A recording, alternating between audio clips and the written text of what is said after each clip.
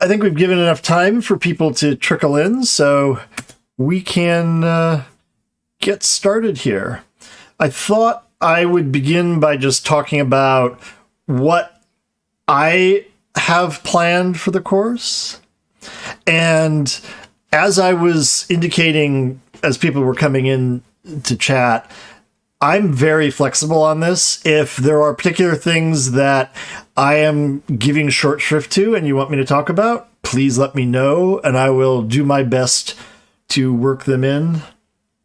One of the first things I want you all to be able to do is to analyze real-world sentences. You may remember whatever kind of minimal grammatical instruction you had back in the day. You may remember being given these sort of worksheet exercises. The sentences there are definitely oversimplified. They're designed, of course, for 7th or 8th grade kids, which is natural, but it's not necessarily a lot of help in dealing with real world sentences. The way I look at grammar is, for it to be of any practical use, you have to be able to apply it to the way people actually write, not just silly sentences. So eventually I hope to get to the point where you all can do a practical, analysis, not in any highly sophisticated detail, but just, figure out how sentences are put together in a way that can let you comment meaningfully on them and come to some judgment about whether it is effective or not, whether you could rearrange it to do something better, not just the vague sense that there's something wrong, but to have some idea of how to improve it, right? Which is the first step to, actually using grammar for something valuable. Now, one of the things that's going to be a recurring theme in this is my disrespect for a great deal of what passes for grammatical instruction. A lot of it is, frankly, of poor quality, right? SG, how's it going? Good to see you here. Now, the way I'm going to be presenting grammar to you is, depending on how, if you've had no formal instruction in grammar, you're not going to notice a lot of this other than when I tell you. But if you come from a tradition where you've had to study traditional grammar, there's going to be a number of things that I'm going to show you that are quite different. I don't do this idly. I don't do it just to, slam on the books. I do it because there are different ways of looking at grammar, and some are more faithful reflections of the way people actually use language than others. And in my practical experience trying to teach students this stuff over a long period of time, I find that accounts that depart from the way the language really works might be superficially appealing because they're easy to understand, but they turn out to be kind of useless because when you try to apply what they tell you, again, to this authentic language that I was just talking about, it doesn't really work. Another thing, since I know most of you are probably interested in getting your writing up to snuff, we'll talk about this notion of, being correct in a little bit. If you have ever surveyed more than a single source giving you advice about your usage, you may have noticed a certain degree of disagreement. If, as I have, for my sins, you have surveyed a lot of these usage guides, you will find that they disagree on a huge number of things, right? In other words, what counts as correct or incorrect varies from guide to guide, right? I don't want you to feel like you are beholden to these guides. In other words, I want you to understand enough so that you can confidently look at this advice and either take it in and say, yes, this makes sense to me, this works for me, or reject it and understand why you're rejecting it. Like because you should be able to navigate this grammar if you really understand it.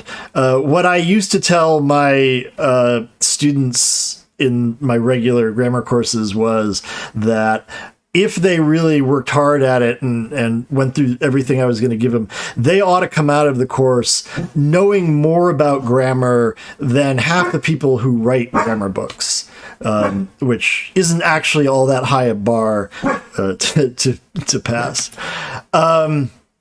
Finally, and the most important thing, grammar in the abstract is very interesting, just like how does language work?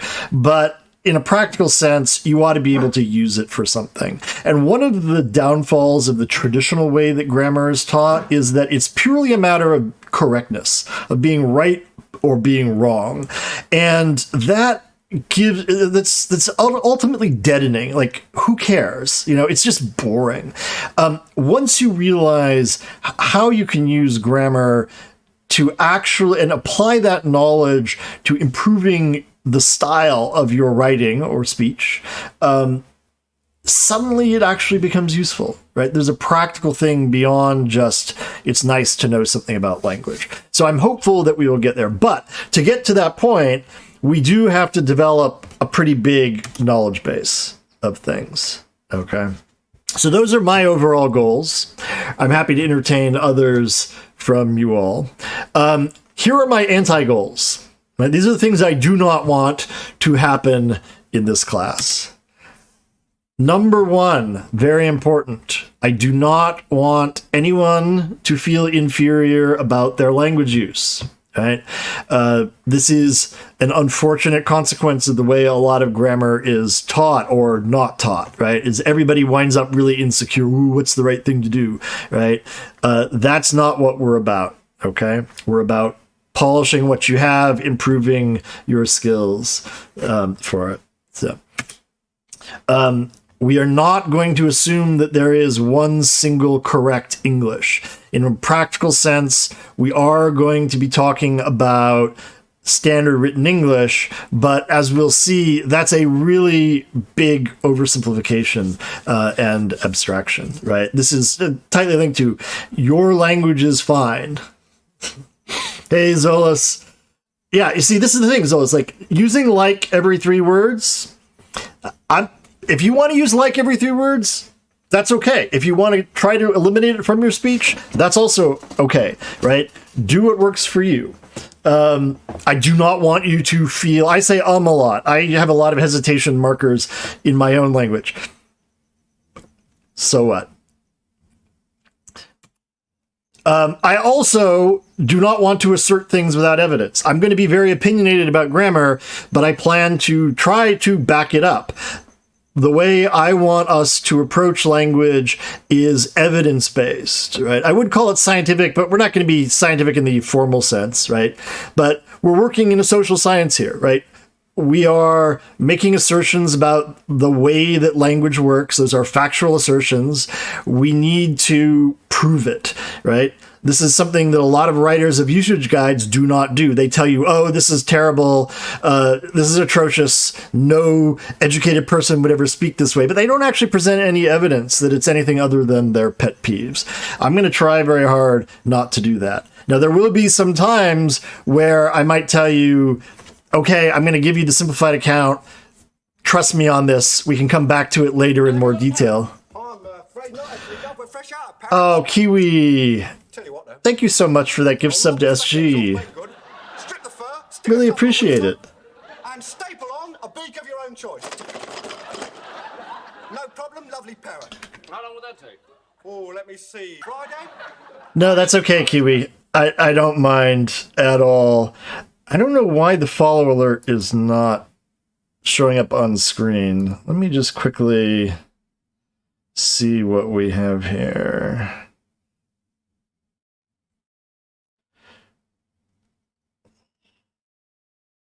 Sorry about this. Let me just... Oh, wow. Okay. It must have been... You know, because I'm just transitioning over from slobs to OBS. There are lots of little things that aren't quite ready in all of my different scenes here, but I think maybe that should fix it. All right. Sorry for that.